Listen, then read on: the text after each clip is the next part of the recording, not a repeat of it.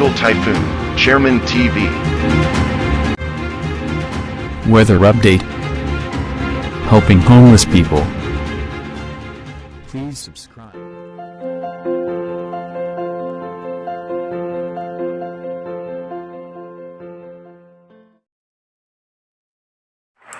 Magandang umaga po. Ito po ang latest update natin ng ngayong araw, March 20, 2025.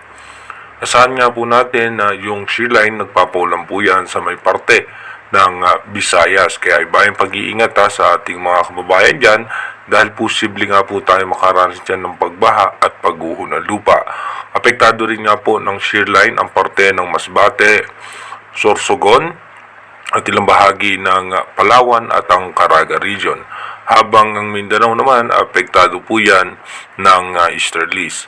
Habang yung northeast monsoon naman o yung amihan, apektado pa rin po niyan ang Luzon and kasama po rin po dyan ang Bicol region and Metro Manila.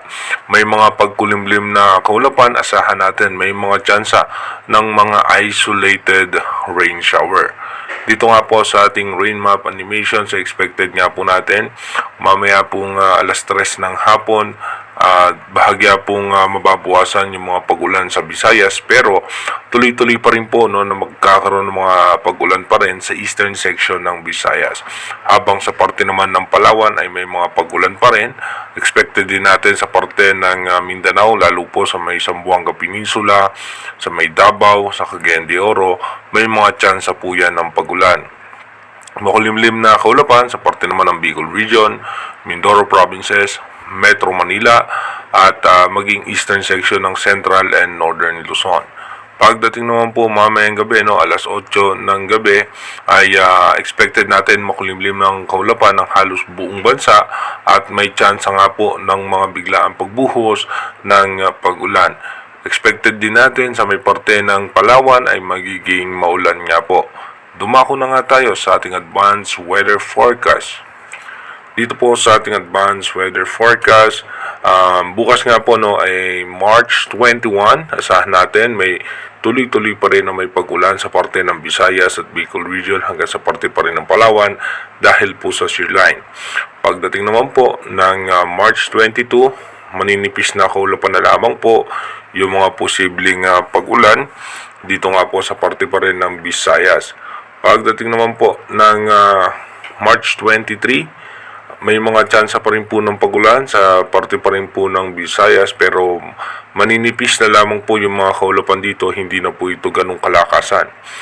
Then pagdating po ng March 24 hanggang March 25, dito nga po ay posibleng mawala na yung shear line at easterlies na muli yung makaka-apekto sa ating bansa. Pagdating nga po ng March 26 hanggang March 27, asahan natin may biglaang pagbuhos pa ng pag-ulan sa may parte po ng eastern section ng Visayas. Pagdating po ng March 28, dito po by March 28, may pag-ihip pa muli ng northeast monsoon o amihan, pero sa may parte po ito ng Batanes. Pagdating naman po ng March 29, lalakas pa po yan at posibleng umabot pa po ulit yan sa Northern Luzon at expected nga natin ang shear line ay magpapaulan muli yan sa may eastern section naman ng Bicol region.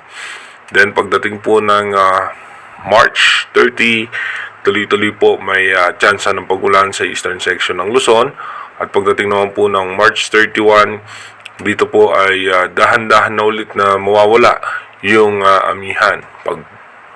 Pagpasok naman po ng April 1, tuloy-tuloy na po, easterlies na po yung ating makikita at ito po maalinsangan na nga ang lagay ng ating panahon.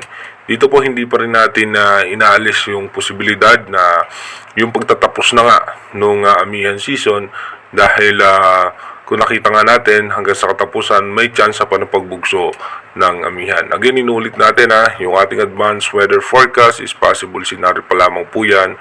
Malaki pa rin ang chance na magbago po lahat dyan. Kaya manatili tayong tumutok sa ating advanced weather forecast para malaman natin yung mga posibleng sama ng panahon na makaka-apekto sa ating bansa. Mag-iingat po tayo palagi. God bless po sa ating lahat.